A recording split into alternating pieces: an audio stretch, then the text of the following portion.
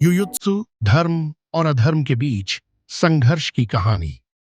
महाभारत केवल युद्ध और शक्ति की कहानी नहीं है, बल्कि यह नैतिकता, धर्म और मानवता के गहरे संघर्षों का जीवंत चित्रण है।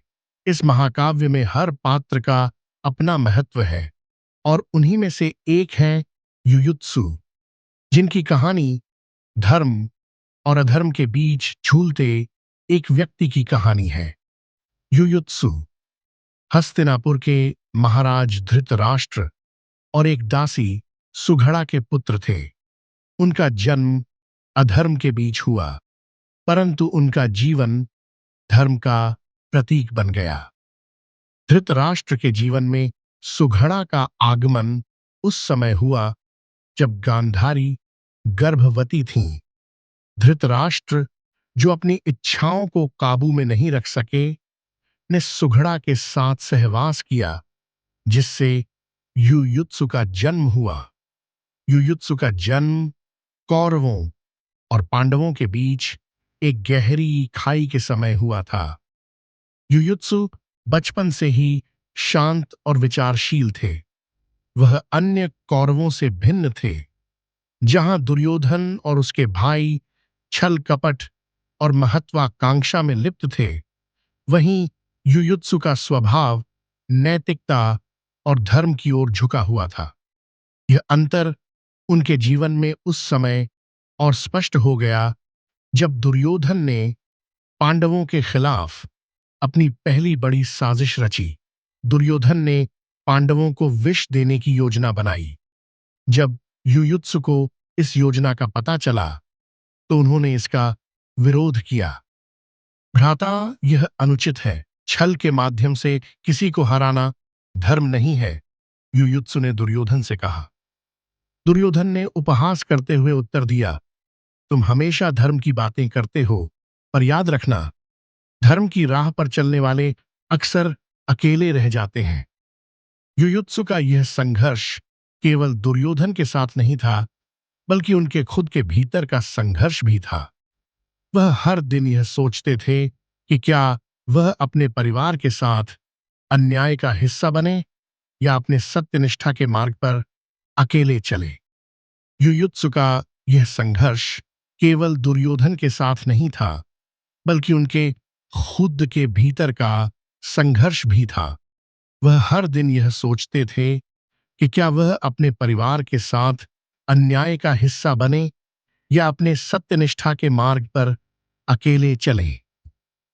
जब द्रौपदी का चीरहरण सभा में हुआ, उस समय युयुत्सु ने अपनी असहायता को महसूस किया। उन्होंने अपने आप से वादा किया कि वह कभी भी अधर्म का समर्थन नहीं करेंगे। यह वह क्षण था जिसने उनके जीवन की दिशा तय कर दी। कुरुक्षेत्र की युद्ध भूमि तैयार थी। दोनों पक्ष अपनी अपनी सेनाओं के साथ आमने सामने थे। युयुत्सु कौरवों की सेना में खड़े थे, लेकिन उनका मन अशांत था। उन्होंने देखा कि दुर्योधन और उसके सहयोगी अधर्म की राह पर चलने के लिए कटिबद्ध थे।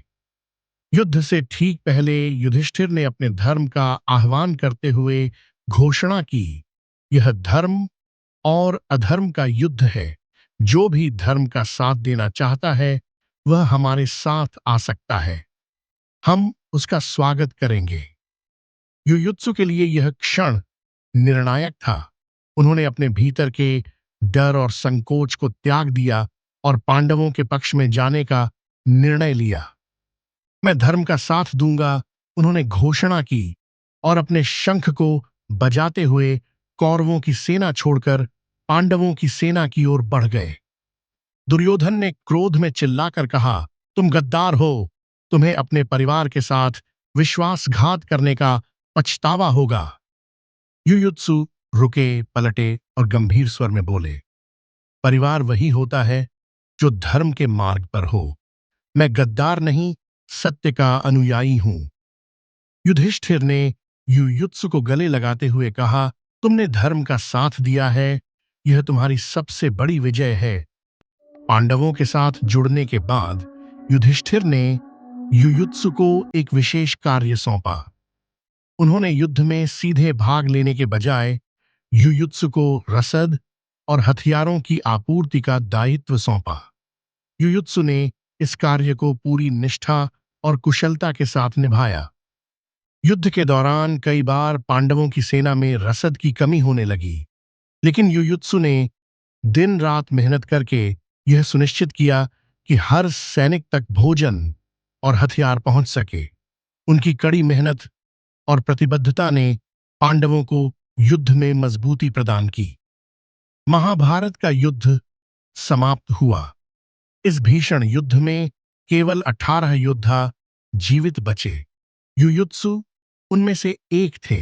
उनकी धर्मनिष्ठा और साहस के कारण युधिष्ठिर ने उन्हें अपने मंत्री के रूप में नियुक्त किया। युयुत्सु की कहानी यहीं समाप्त नहीं होती। युद्ध के बाद धृतराष्ट्र और गांधारी शोक में डूब गए थे। युयुत्सु ने अपने पिता और सौतेली मां की सेवा की। जब धृतराष्ट्र का निधन हुआ तो युयुत्सु ने पुत्र धर्म निभाते हुए उन्हें मुखाग्नि दी। युयुत्सु का जीवन केवल धर्म और सत्य का प्रतीक नहीं है, बल्कि यह एक प्रेरणा है कि कैसे एक व्यक्ति अधर्म के माहौल में रहते हुए भी धर्म का साथ दे सकता है।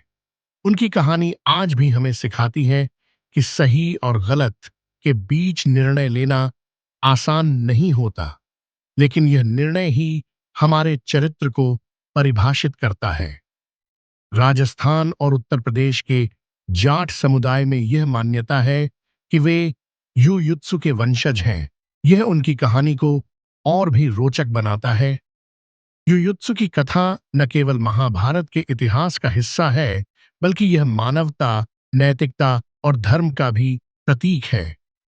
उनके जीवन से हमें यह प्रेरणा मिलती है कि धर्म का मार्ग कठिन हो सकता है, लेकिन यह वही मार्ग है जो हमें सच्ची शांति और संतोष की ओर ले जाता है।